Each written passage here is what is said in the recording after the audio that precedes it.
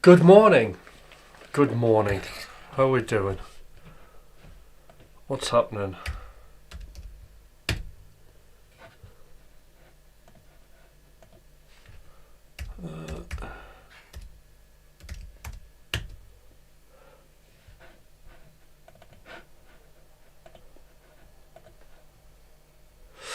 Just get myself organised.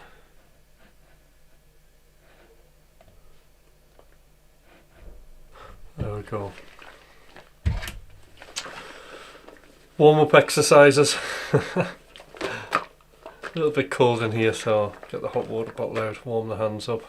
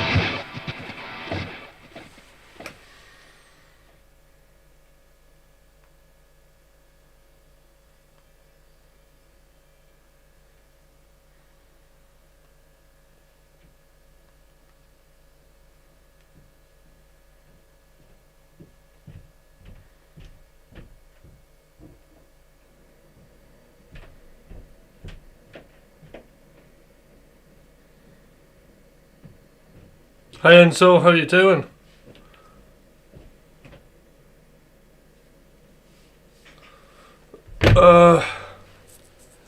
What's the desktop looking like? How do you mean?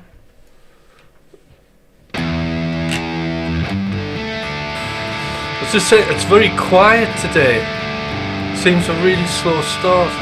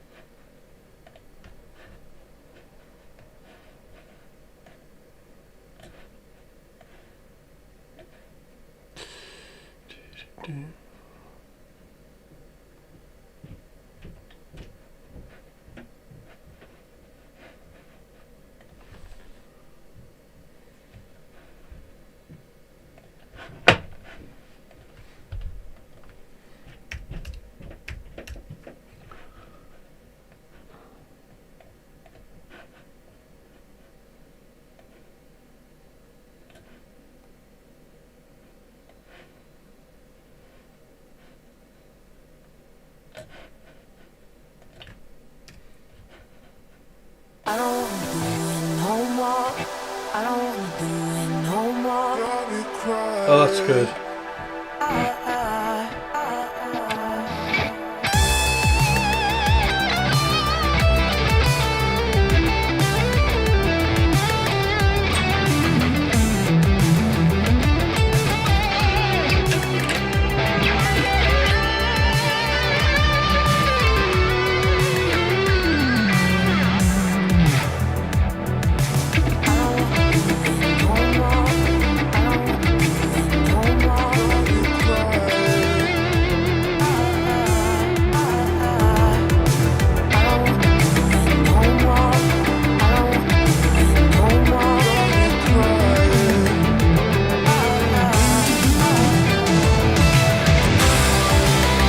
How's it sounding?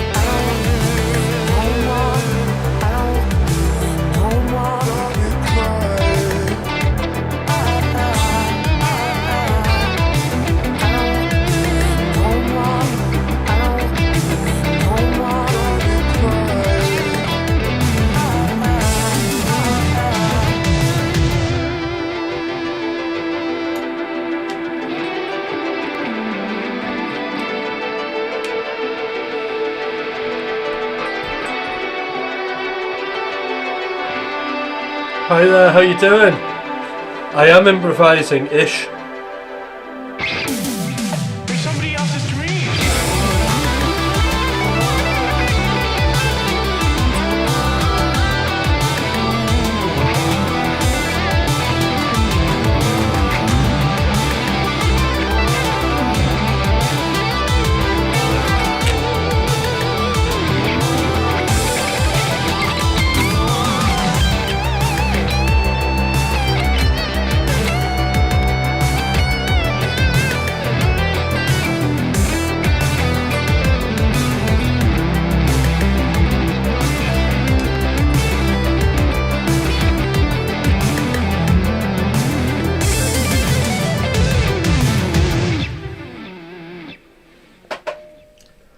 Alright, so 2 seconds, just turn the heater off.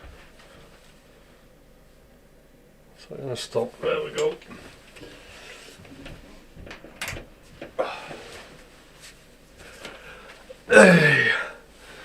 Right, so yeah, so just kind of making it up as I go along really is the plan. That's what I like to do.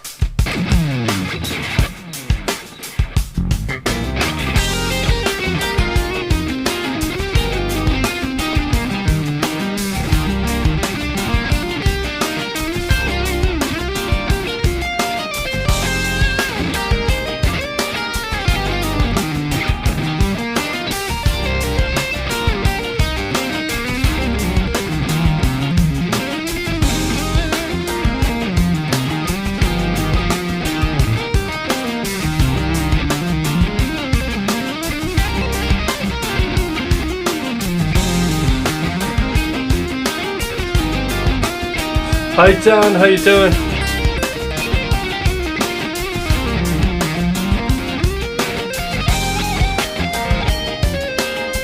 Sante, thank you. Sante, thank you for the lovely comment there.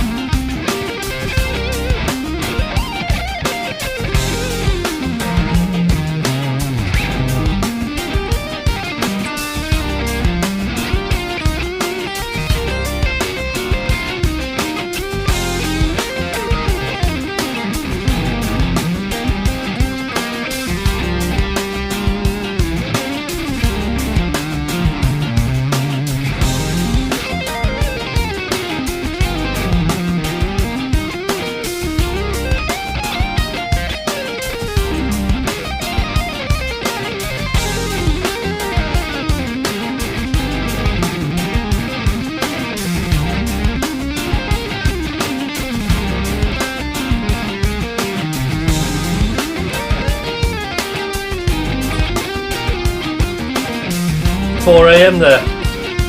Nice time to get up. I used to get up at 4 AM to do music.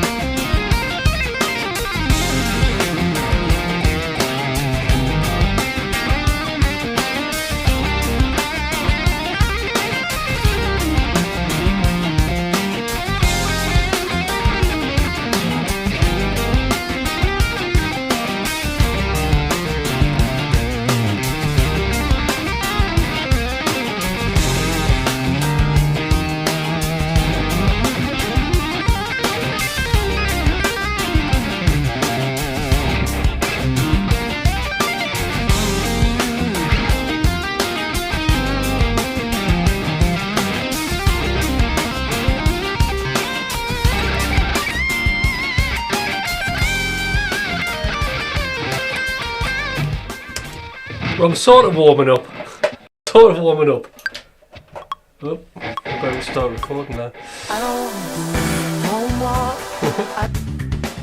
Chaos breaking out. What's this?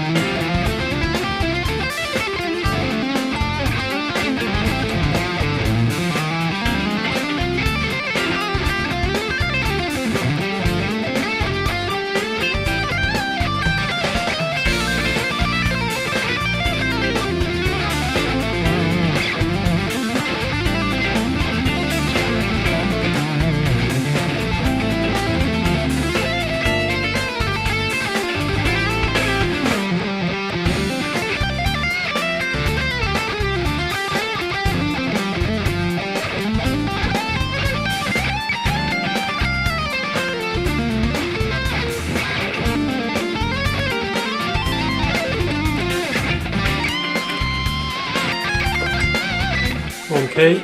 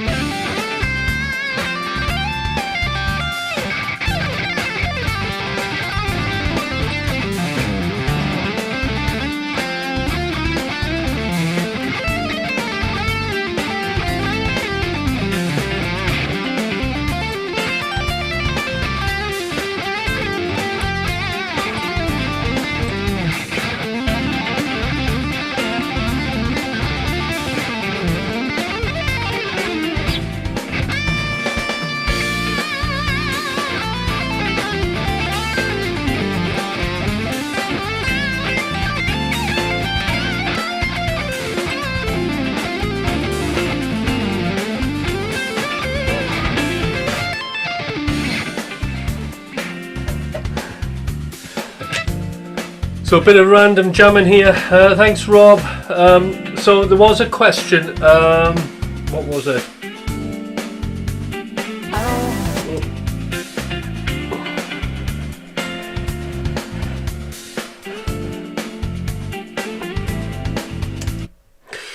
Right, what was the question? It was a question about improvising Newcastle.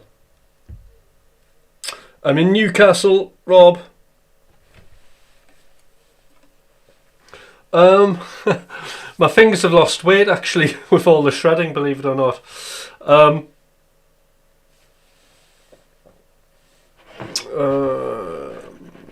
Let's have a look. Alright, are you playing cage or scales? Well, I'm doing all of it. I'm not much of a fan of cage, but there's a couple of different ways I think of improvisation, and I use all of them, right? They're all happening at once almost. So the first thing is, I think of, when we're thinking of note names, I don't think of note names like C, D, E, F, G. I think in terms of, 1, 2, 3, 4, 5, 6, 7, if you think of a major scale. 1, 2, 3, 4, 5, 6, 7. And then any sort of intervals I want, I can kind of get out of that. So simply, if I want a major 7, there's the root 1, 2, 3, 4, 5, 6, 7. I know it's there. If I want a major 6 or a 13, it's there. If I want a 4th or an 11th, it's there, or a 5th. So that's the first thing. So I can think of extensions like that when I'm playing. So that's one, I wouldn't say a rule, but one line of information. The next line of information, the most fun one, is the pentatonic scale. So the pentatonic scale I'll use in a number of different ways. So I'll use your straight pentatonic. So if we're in E, I'm just going to line, there's a E. Right, so if I'm in E minor,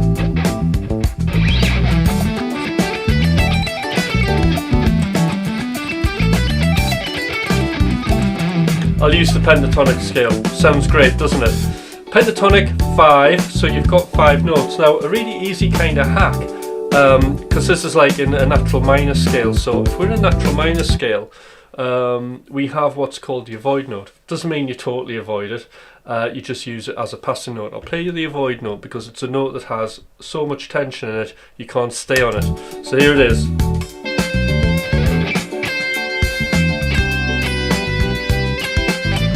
So you have to move, it's that C, no matter where I play it. But it sounds alright passing.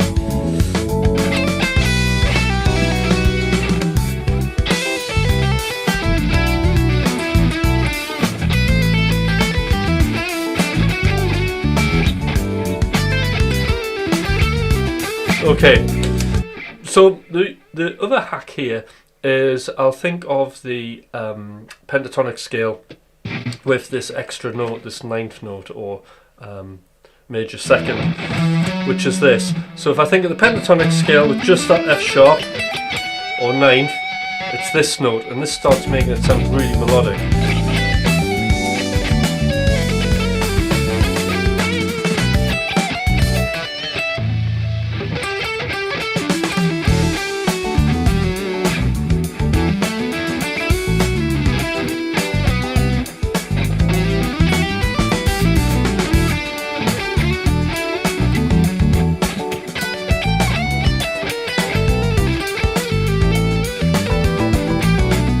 So, the next thing is you've got that, add some blues.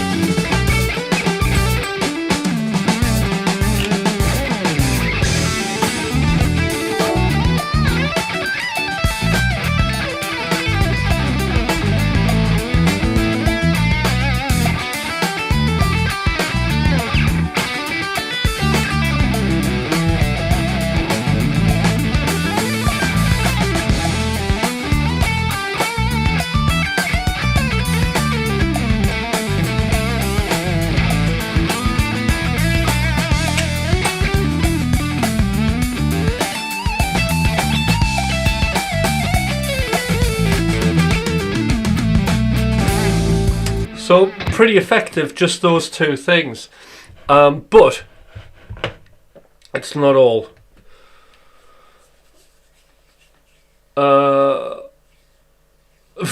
It's funny, I don't think we ever get away with that because I think all of my jamming sounds the same a lot of the times, you know, and it's just kind of just adding to your vocabulary, isn't it? So I've got a couple of solutions for that. So you've got your pentatonic, right, everybody? You've got your pentatonic scale. You've got your ninth note. So we've got six notes. We've got 7 notes of our flat 5 blues note. So it's all going pretty good, and it's a bit of a brain hack. We're aware of our minor 6th note. That's a tension note. So that gives us all of the notes so far that we can use in this that are going to be in tune, pretty much bar the flat 5, the blues note. But the next stage from this, which is really interesting, and the thing that I'm sort of like continuously developing, is using scales, right? So, I mean, obviously the pentatonic scale is a scale, isn't it? But using all of the notes of the natural minor scale, how do we do that? And how do we hit sort of chord tones and notes that are like, that sound decent? And the way to do that, right, and I'll do it in an awkward position, right? I'll set myself up for this.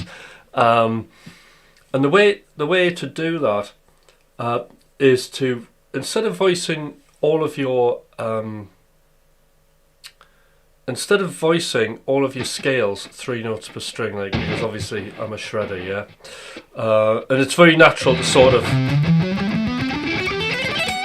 do that 3 notes per string.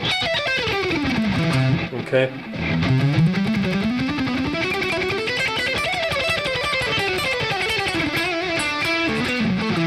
So what we're going to do instead is we're going to add 2 notes to it, okay? And it's going to mean we can travel across vertically.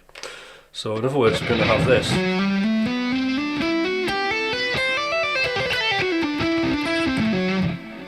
In fact, I'll do it in a shape that's more recognisable. Let's do E minor, but we'll do it here. zoom in. So this is what we've got. So you're going to have first, third, flat 3, fourth, fifth, flat and sixth, seventh. That's our scale. But then what we're going to do is we go to the root. We're only going to have 2 notes on this G string. So all of these scale voicings are just going to have 3 notes and 2 notes and 3 notes.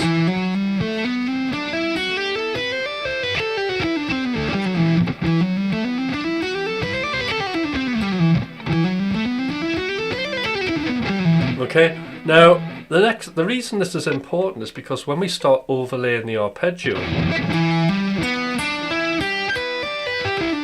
So I'm using an E minor 7 arpeggio. So here we've got root, minor 3rd, 5th, 7th, root again, 3rd, 5th, 7th. So why this is important is we can use the arpeggio as target notes, okay, and then we can add scale notes in. So if we just do the arpeggio, we get this.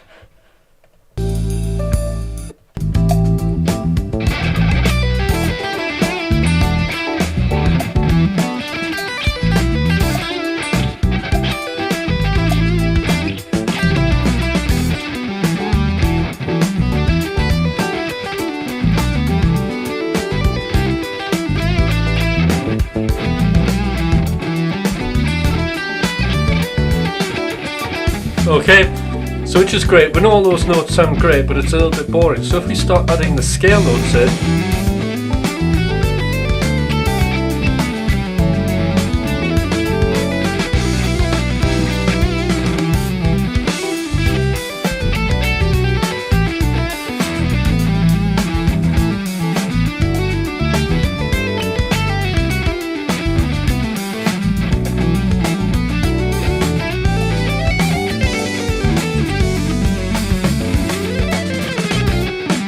and that's how we get those nice melodic jams.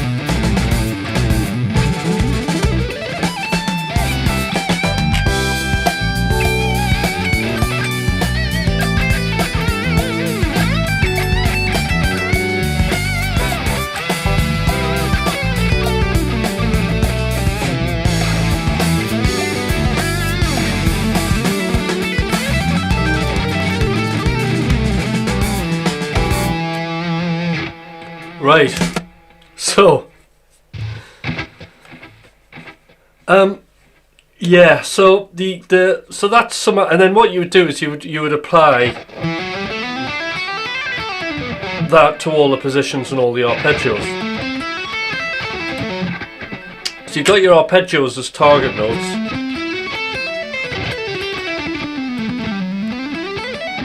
And then you've got your scale notes to sort of make it sound interesting.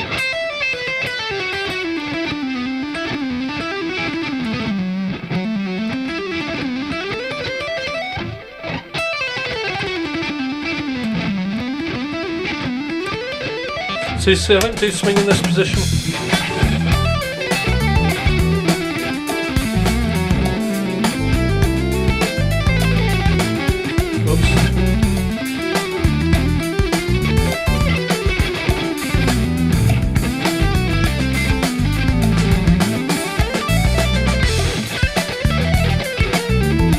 Anyway, so hi Jay, how you doing?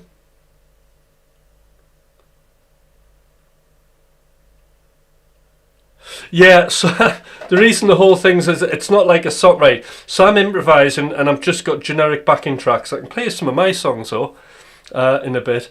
So I'm just using backing tracks so I can jam and practice, because this YouTube channel is like one of the main ways I actually develop my guitar playing. The best way to learn is to get up and play in front of people and find out, you know, where you're having problems, you know, because what I know, one thing that some of you may not know about me is I'm trained as a music coach, right? And we can sit, right? And we can sit in our bedrooms playing guitar or living room or wherever, if you're an adult, and we can sit playing scales, licks, and get really confident in the house. But as soon as we get out in front of people, the nerves kick in.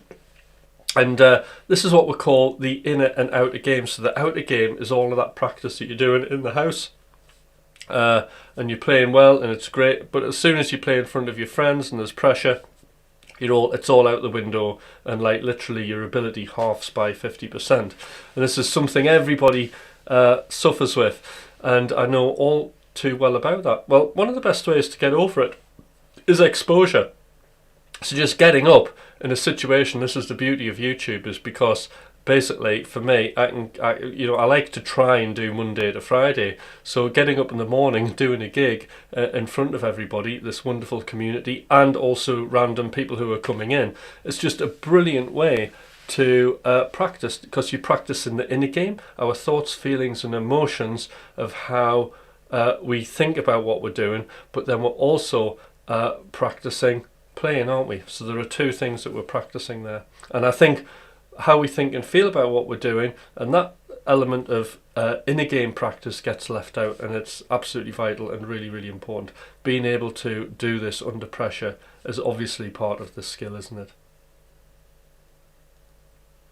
So this is technically a practice, jamming over a track, testing yourself out to destruction, seeing how far you can go in front of people is the way that you want to go. I mean, at the minute I'm always trying to play at the edge of my ability and seeing how that goes. So I've been playing for a very long time though, Jay.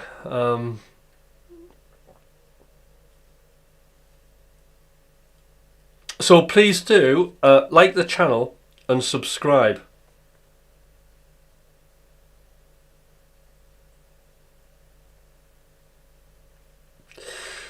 Yeah, so I mean, one thing, you know, you can get in contact if you were wanting a guitar lesson or something like that. I do lessons. You can, you know, have a Zoom lesson, and I would be able to help you, Rob. That would be fine. Getting haters is all part of that practice, isn't it? You know, what's really interesting is that kind of the thoughts and feelings about what we're doing gets in the way of us actually listening to the music, and that's why it's so important to practice this. You know, what we're wanting to do is we need to get to the emotion of the music. We need to get to what the music is actually doing.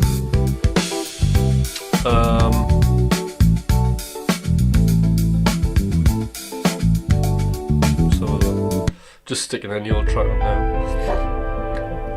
So I don't think I've played over this.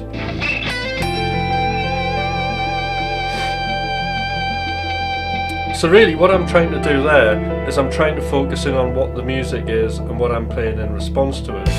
But obviously when you're playing in front of people, you're thinking, oh right, I don't want to mess up, make sure my pick's in the right place, my fingers, am I hybrid picking, am I not? This isn't like very musical information, is it?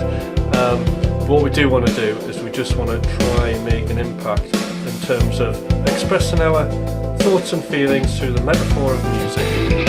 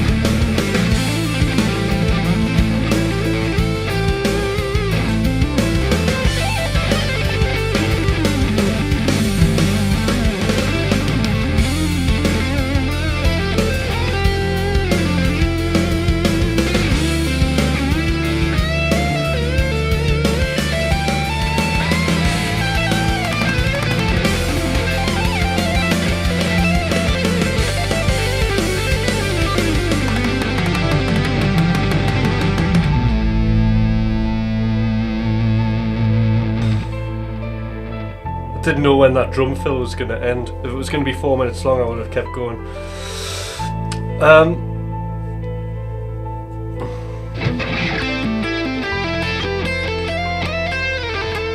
Wow, you sound... Oh, right, cool. Wow, you sound very well spoken. I'm not taking it. I play guitar at the most basic level, but I'm a vocalist first and foremost. Involved in brutal death metal and a couple of deathcore projects. Yeah, so everything I'm saying about inner game stuff applies to all instruments.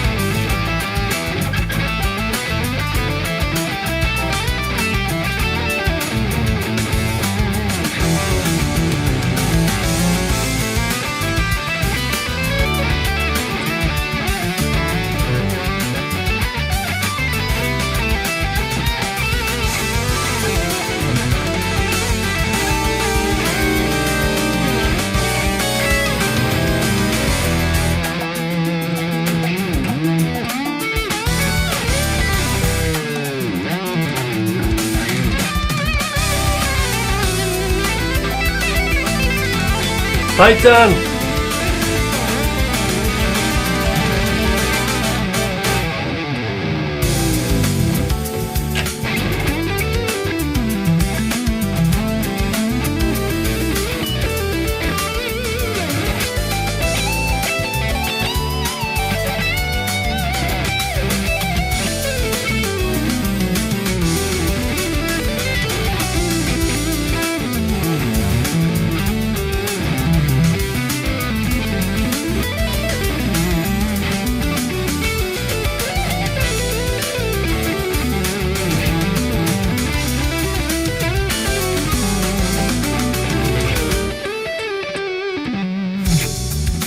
Whoa, still kicking my arse that leg.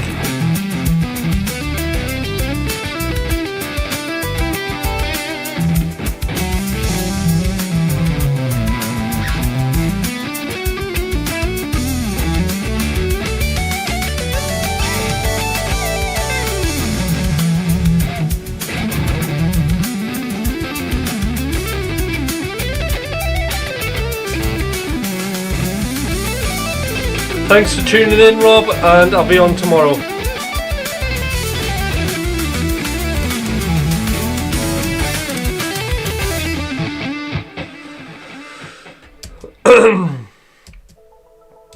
So a little thing that I've been working on is this.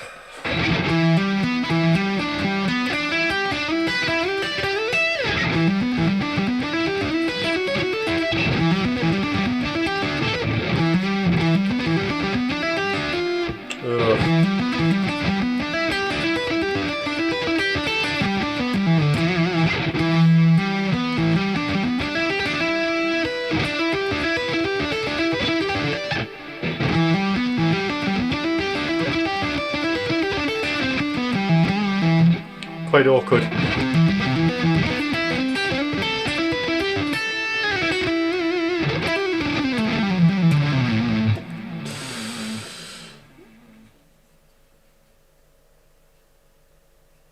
Right, was it difficult to set a stream up to both vertical and horizontal at the same time? No, because I use Ecamm, and Ecamm has it all built in for you. So what you do is you ignore all the stuff that's on the YouTube setup of it. So I don't have the dual stream ticked on YouTube, I don't think, but I have it ticked on Ecamm, and then it sets itself up for both vertical and horizontal streaming, and it sends out 2 separate feeds to YouTube but combines all of the chat to one place, which is very, very convenient. So Papa Big Boss, I don't do covers. Hi Tracy, I'm doing good, thank you.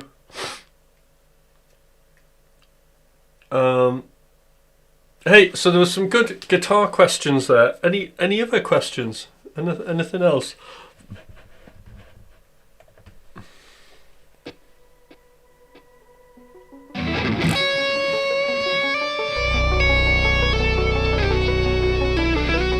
I'm from the UK too, Dizzy.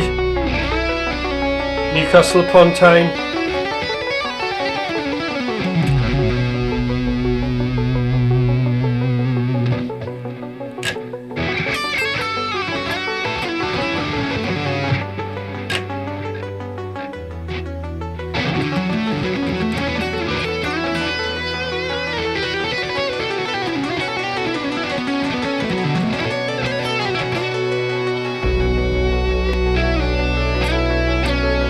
Tremolo picking yes.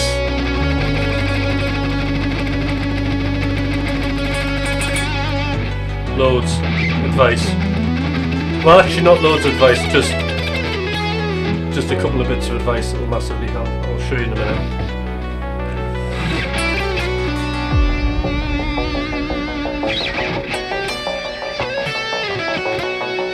Oh, cool.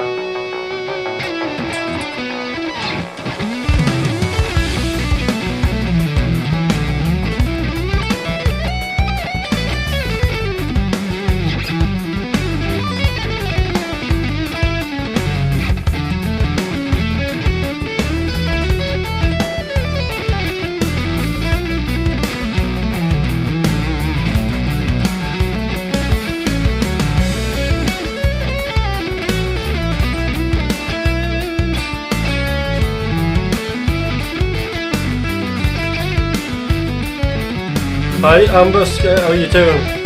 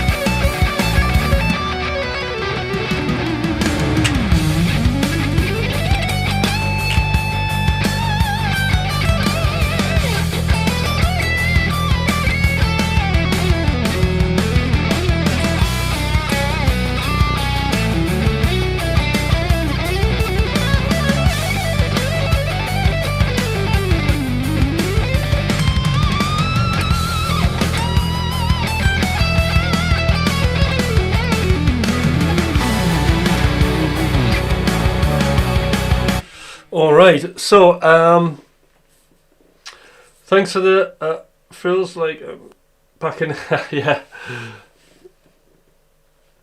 Do you have a favourite genre? I don't. Right, well, I mean, we're talking about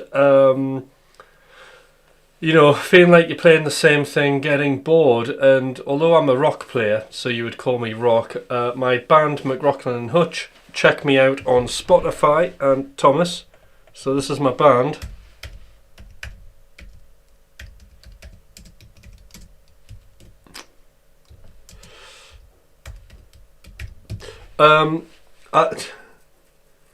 So you can check us out on Spotify. So because, you know, primarily I'm a rock player, you get to a point where you're getting quite bored and you are playing like very similar things all the time. It's not like you're playing a similar thing, it's just you get to a point where everything you're doing just sounds the same no matter what. So what you tend to do is, for me, I started looking into fusion, so crossing over, and that just meant that I'm doing like a lot of sort of outside stuff, a lot of chromaticism, like chromatic enclosures, that sort of thing. And that's how I've sort of kind of made things a bit different, so that's what I've been doing. And it just also means it's new territory for me to explore as well, so I'm always, you know, continuously developing. That's the idea anyway.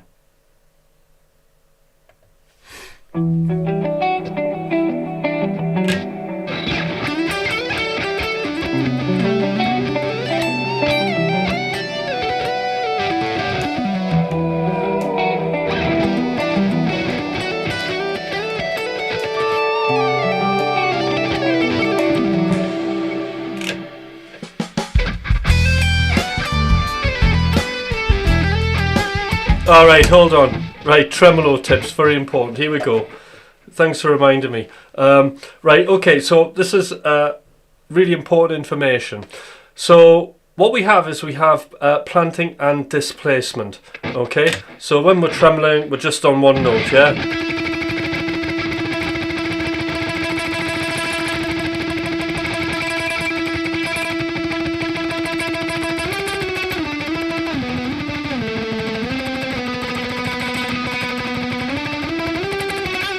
Okay, So what we need to do is we need to focus in on the, well, I'll explain displacement.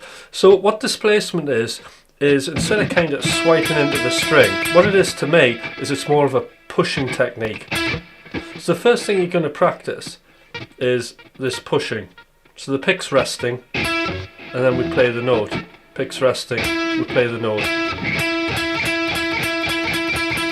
Now this is really important because when you start taking that displacement, you have more dynamic range in your playing. So for me,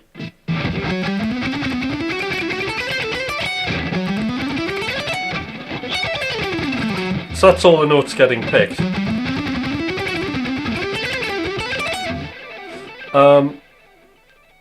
So I have much more attack if I want it. You know, you can really kind of, you hear that? There's a lot of attack there. So this displacement thing is really important. But then you've got planting. Now what planting is about is keeping the pick close to the strings. So you'll notice I'm trying to keep the pick really close. So you've got displacement providing the attack. So we can get the loudness, but we don't have to have massive movement to get the attack we want, okay? With the planting, what we're doing is reducing the picking motion. So in other words, what we'll do here is we're going to pick, and then you're going to try and stop the string with an upstroke.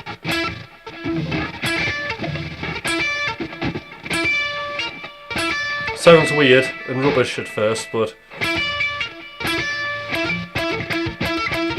that's the planting, okay? So displacing and planting, and we're keeping that pick close. Now the other thing you want to be wary of is tension building up in your picking hand.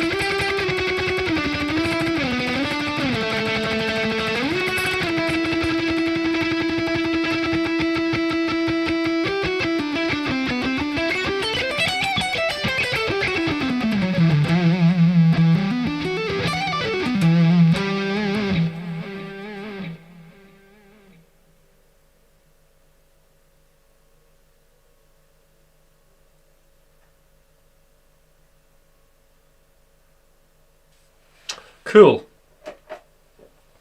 Right, hi Amber. Right, Jay. Yeah, I'll give you a listen sometime. I think my favourite genre play was in slam. I play guitar briefly before transition to vocals. I have simple chuggy riffs that get people. Yes, you see, chuggy riffs are very important. Talking about which, let's do something. I'll play one of my band's songs if I can remember it. Okay, let's have a think.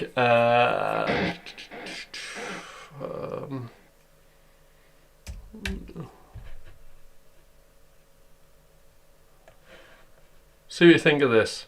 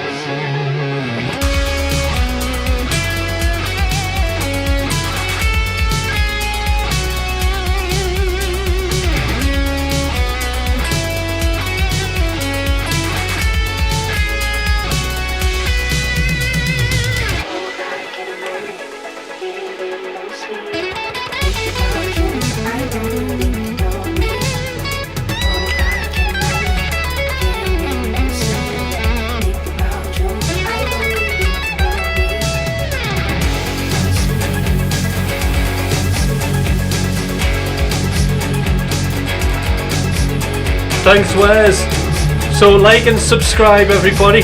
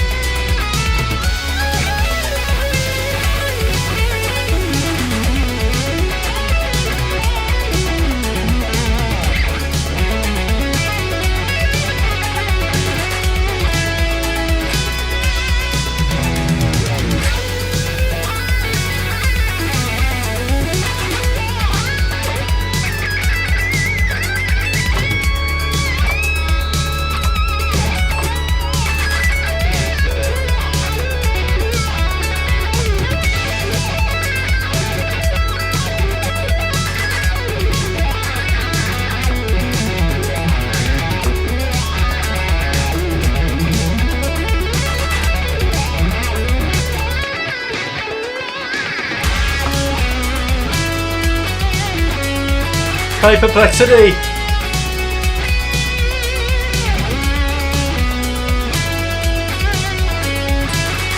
Like and subscribe.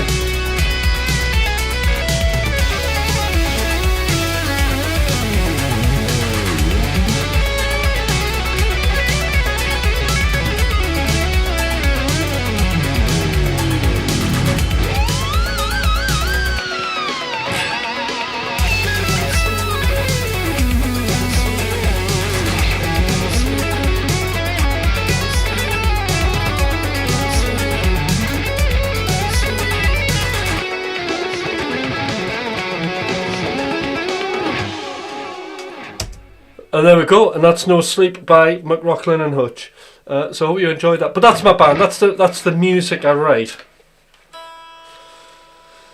So I'm way out of tune. Well, for me, I have a pretty big announcement coming up. Just warning, giving you the heads up. So that's an announcement of an announcement. Something interesting is happening.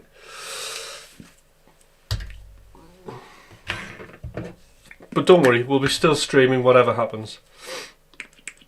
Play Hangar 18. No, I don't do covers, sorry. What we need to do, like, you know, it's great learning other people's solos, and I was never big on, yes, I mean, when I was younger, I was like, oh, to my guitar teacher, I want to learn this Van Halen solo, I want to learn that Van Halen solo, I want to learn this Yngwie Malmsteen solo, and he was like, yeah, you can learn that, but what you need to do first is you need to learn all of these scales. You need to learn the language of how all of this stuff is put together, and I'm so thankful that he did that. Because it's great learning solos, but if you're just learning a solo without any applied theory, what are you doing? You're just reading. It's like reading a book and not being able to actually use the language at all. You just get good at reading, which is sad because you're not using music as what music is, and music is a language, isn't it?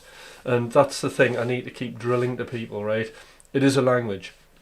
Okay, I can't play a solo, right, and kind of end up as a shopping list for Marks and Spencer's, right? That doesn't work. But what it is, though, is it's a narrative and it's a story of emotion, isn't it?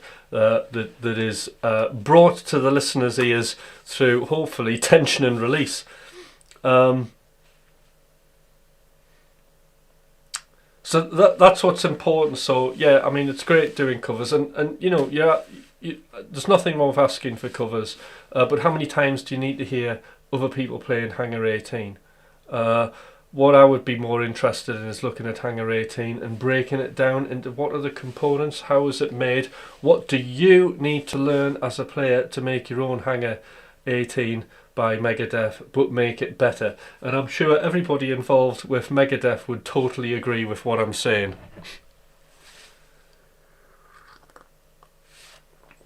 come on, we've got like AI on our tails here. We're not gonna, like, AI is just gonna play covers for you. Just ask AI. There'll be AI videos, and you can just type in, "Will you play Hanger 18?" Yeah, they'll play Hanger 18. There'll be somebody like me, probably more perfect looking in a really kind of like cheesy AI way, that'll play you it, and that'll sort everybody out. In the meantime, us human beings who are meant to be leading the way, we need to be learning more about the language of music and developing it to the next level. Tell me if I'm wrong.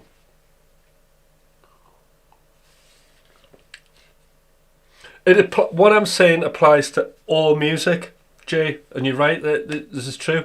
I feel like much of the same applies to vocals. If you don't learn proper technique before doing extreme vocals, you get throat injury and with ambition, absolutely. And I like that word ambition, but it's ego, isn't it? And we all have that. So it's keeping that ego in check. Ego, in a lot of music style books that I'm into, or creative books, ego's mentioned a lot. And one of my favourite books is The Inner Game of Music, and it talks about ego as self-one. So what is ego? Ego is our either positive or negative back chat that we have in our heads. So, sometimes when we're playing, if you're doing a gig and you're getting up in a really potentially stressful situation, like, let's say me going to the guitar shop when I was like an 11-year-old, right? You go to the guitar shop when we had guitar shops on a Saturday, and you think, right, I'm going to go in, I'm going to plug in a guitar in, annoying the assistants, of course, plug your guitar in, and you're going to play the lick that you were working on all week just to show off, right? And you plug it in, people start looking at you, and you shit yourself, right? Sorry about the swearing. And you get all kind of nervous, and your head starts telling you stuff. Yes, you need to play that lick. I told you should have practiced it better. Right, just play something else, right? And you have all this negative back talk. Now, that's not useful. That is the ego talking, okay? It's getting you into a situation. It's trying to get you out of a situation. What we need to do is what's referred to in The Inner Game of Music as self-2. And self-2 is where the limitless possibilities are. But the interesting characteristics of self-2 is it's what we refer to as flow. Is a lot of the time you're not self-aware. When we know we're in self-2 and we're playing, we feel that we're not really consciously making any particular hard analytical judgment or solving anything analytically. The ideas are just flowing out of us. The other thing is there's no real timeline. We have complete time dilation, so we're not kind of comparing past experiences with potential future outcomes if we screw up in a situation. So that's the other thing about it. So you're completely focused in the moment. And this is really important. And I'll tell you what's fascinating about being in flow is ask yourself, who are you? When do you get to experience the real you? See, I'll leave the door and I'll go off and do my wonderful job as a therapeutic musician all day, right? And I'll be with lots of clients and talking to people and doing sessions all day. But I'm actually responding to them in a certain way. I talk to my missus in a certain way. I talk to my boss in a certain way. I talk to you in a certain way. And this is all controlled with self-one, because self-one keeps us safe. That's what it's primarily for. But when we're in a performance situation, we need to be in self-2. And because there is no timeline, at that point, that is when I truly believe that I get to experience who I am. Who is Tim? And that is it. And you're in this kind of zero latency almost. Well, there must be some latency. But you're in this timeless period of where it's just you expressing your emotions. Now, think about that. If you can get your head around that, and it took me a while to understand that, and it was explained to me through basically my music coach.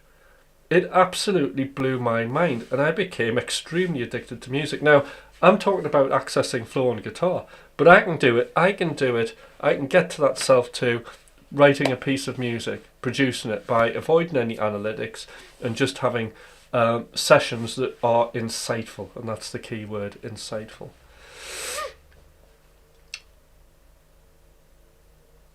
Okay, so we'll have all experienced it when we were children. So, you know, when I was a kid, I used to love playing Lego, right? And I would play Lego. I would have a little bit of a building project going on, and time would disappear, and I would be so embodied in that task, okay, that you would experience time daylight. That is like getting into self too, okay? Doing a work task, maybe something that's repetitive and time dilates, but you're enjoying it, you know, the enjoyment is there.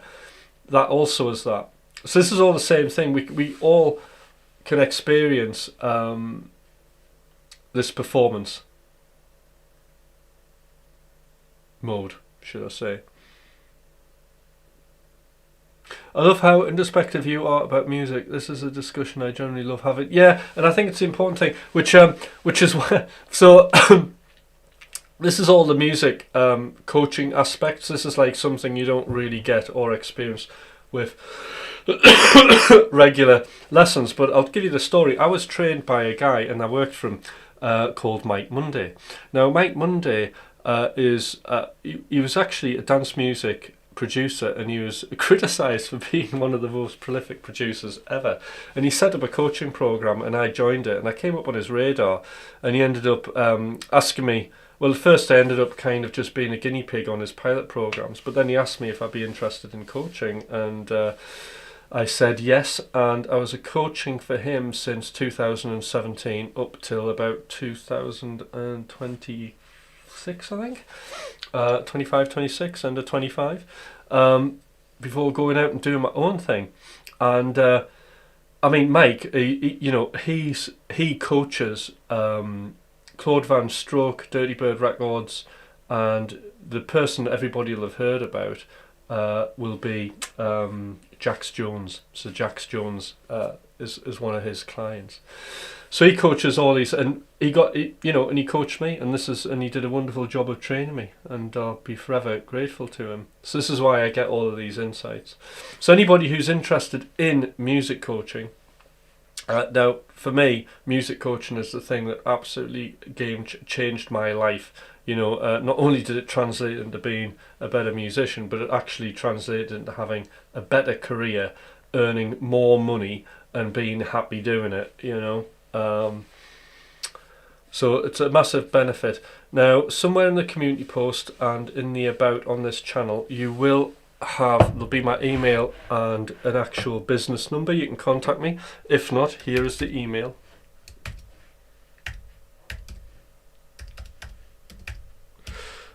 So feel free, if you're interested in joining one of my coaching groups. I'm running one on a Monday evening. You can join that. There's only a maximum of 4 people. We've got 2 people in it now. I don't want any more than 4, so place is a limit, so there's that. If you want to just have a regular guitar lesson, and it might just be a one-off guitar lesson, because you've got specific aims and objectives that you want to go through with me, then that's fine. And then if you're wanting to do the one-to-one music coaching thing, because you want to develop your career in whatever aspect you're doing, doesn't necessarily have to be music related, then you can also hit me up on that. I have heard of baby metal.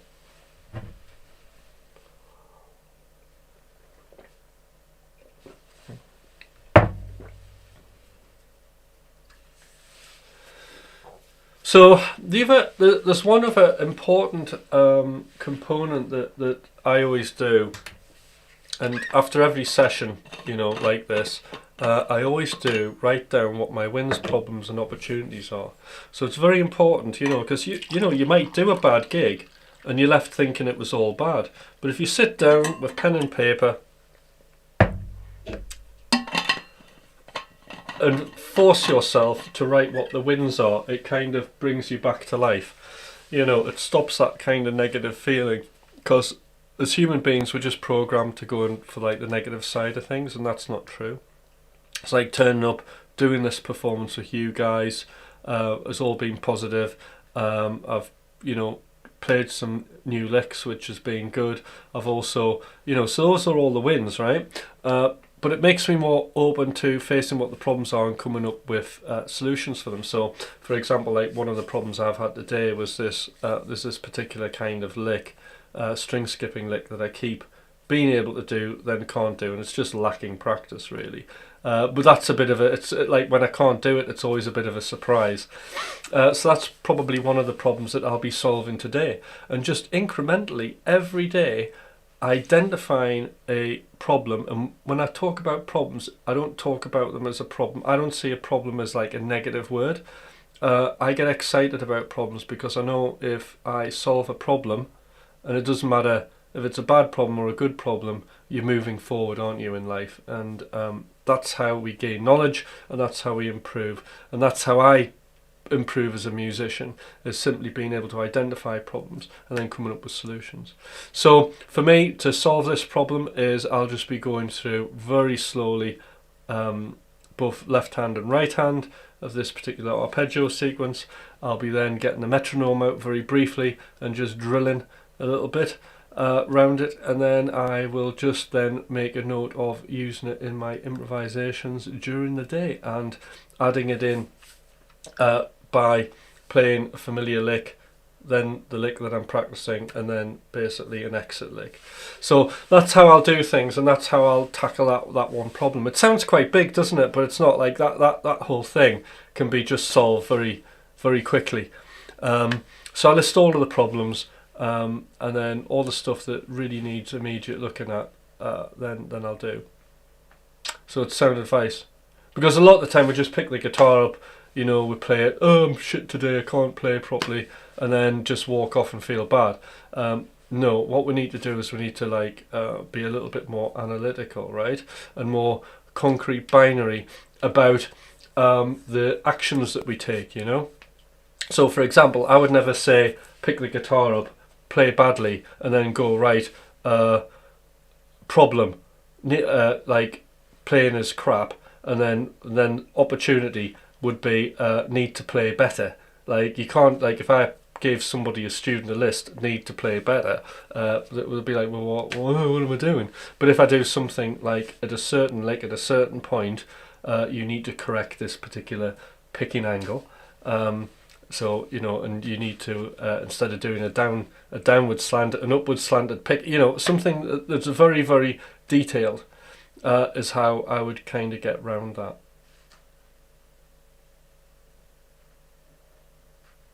Yeah, and this is great advice, because this, you know, I don't mind giving everything away for free, okay? But the thing is, what I will say is that, and there are limited spaces, if you're really, really, really wanting the massive gains, and the accountability, and really wanting to improve, stop getting frustrated and just hit me up and come along. I am fully booked, right? But I do have a little bit of time reserved for people who come to this channel, right? And want to take their careers further, because what I'd like to do is I would like to have, Enzo, I'm coaching him, I've been coaching him for a little while now. He's set up through the coaching, he initially, when I was coaching him, was to set up his YouTube channel, so you need to go and see his thing. But Enzo's on here, and he's doing well. He's like streaming regularly, he's building an audience, and he's building a fan base, and somewhere out of that there'll be some sort of business that he builds. But he's then also working on his original music and starting to introduce that into his lives as well. So a fully functioning musician, all from his studio, and you know, it's a wonderful thing. And that's like through coaching, not through teaching. Because the advantage of coaching is, like when I'm in a coach mood, I'm only interested in the skills that you already have and helping you facilitate them. And that's the key to being successful, isn't it? Not me saying you need more skills. It's more about trying to give people the confidence and make them realise that they already have what they need to connect with an audience and to create some sort of, you know, fan base, and therefore some sort of like potential income out of it. And that's what that's about. Well, I can't go to bed because I've just got it. It's like it's like 1 minute to 8.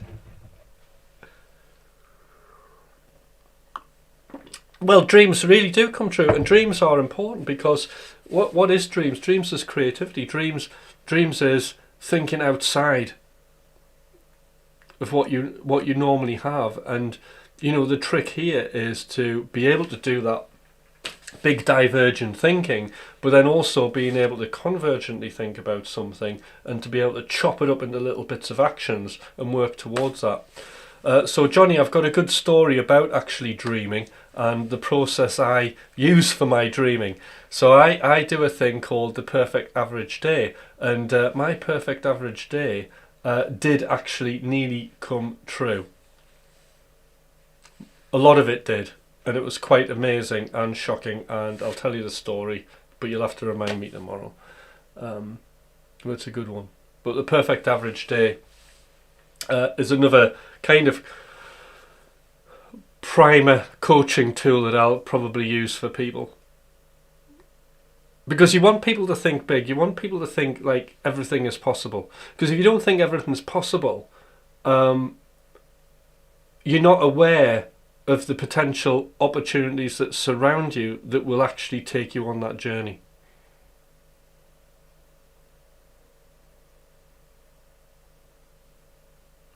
Yeah, I think that's an amazing way of putting it. Once I've heard bass players saying everybody has a fan, just that they haven't discovered. Of course, and I think like vertical streaming proves that. I mean, there are people on there who'll just sit rocking backwards and forwards and mumbling, and they'll have a fan base for that. I could do, I don't know. The fact of the matter is, the most wildest, bizarrest things you'll do, you will find a fan base, and the other thing you'll find with that is those fans, because you're the only provider of it, will be very loyal fans, and they'll be into everything that you do. Alright everybody, so not just shredding on this channel, a bit of talking about music, coaching, education stuff. I think we've got more than what we bargained for. However, it's time for me to go. Now do remember to like and subscribe. Very important. Please like and subscribe. And I will see you tomorrow morning by the looks of it, because I don't see why not. Yeah. And we'll see how my hair looks tomorrow. It's a bit wild today. Alright then.